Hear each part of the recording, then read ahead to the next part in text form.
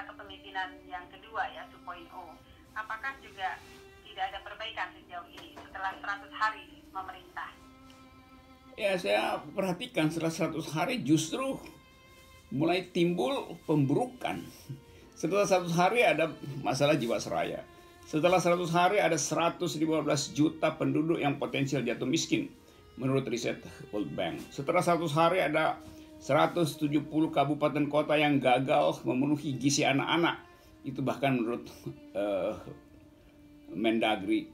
Jadi nutritional stunting, kemungkinan kita gagal bayar utang segala macam, demokrasi yang terus memburuk, indeks demokrasi kita turun jauh di bawah Malaysia sekarang.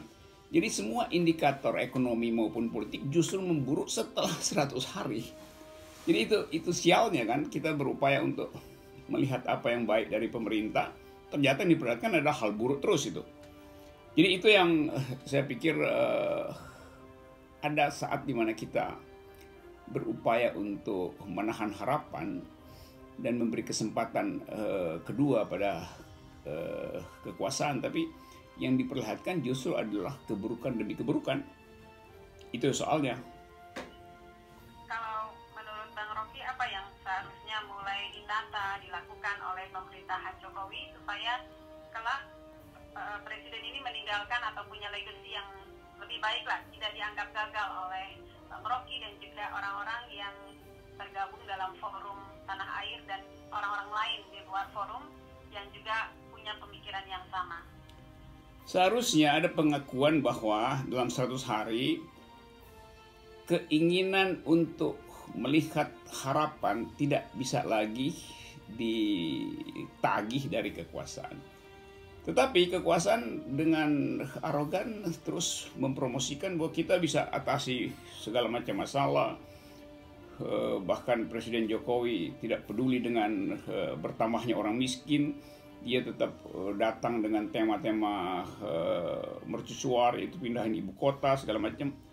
Jadi poin saya selalu untuk membatasi kekuasaan harus dimulai dengan mengatakan bahwa kekuasaan tidak mampu mengolah harapan publik. Kan itu yang mesti diucapkan. Tetapi sialnya ucapan itu mesti datang dari oposisi. Nah, oposisinya nggak ada karena oposisinya partai-partainya semua ditarik ke dalam kekuasaan. Jadi balancing di dalam politik nggak terjadi.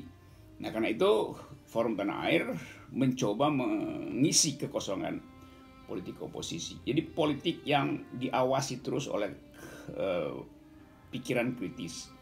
Bukan politik yang nyinyir pada kekuasaan. Jadi oposisi kan sering dianggap sekedar nyinyir kan. Padahal memang harus diberi pikiran kritis. Karena prestasinya memang nggak ada kan. Nggak ada yang...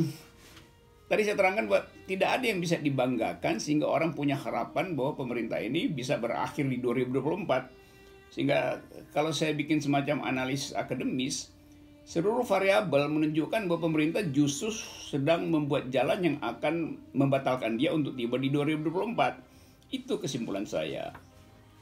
Tapi kan itu banyak dilakukan oleh pemimpin, membangun infrastruktur supaya kelihatan hasil pembangunan semasa jabatannya. Itu namanya proyek mercusuar tuh, dibangun infrastruktur untuk melayani publik. Harusnya begitu.